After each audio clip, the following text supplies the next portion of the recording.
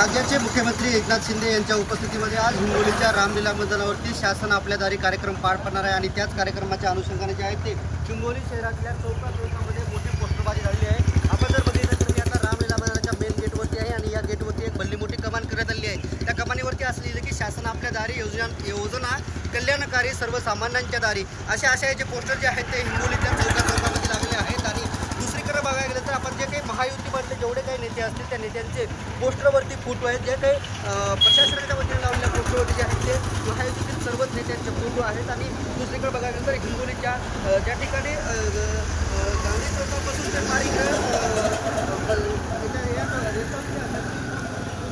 ते अशा प्रकारे पूर्णतः झेंडे लावलेले आहेत। आपण जर बघितलं तर एका ठिकाणी शिवसेनेचा धनुष्यबाणाचा झेंडा आहे, दुसरा राष्ट्रवादीचा आणि तिसरा भाजपचा असे जे झेंडे आहेत ते प्रत्येक ठिकाणी झेंडे सुद्धा लावलेले आहेत। आणि त्याचबरोबर या ठिकाणी याच शासन आपल्या दाराच्या अनुषंगाने जे आहेत ते महायुतीकडून आणि प्रशासनाकडून जे आहेत ते मोठी पोस्टरबाजी शहरात केल्याचं आपल्याला पाहायला मिळत आहे। कॅमेरामन ज्ञानेश्वर वानखेडेसह मी रमेश चेटके, TV9 मराठी, हिंगोली।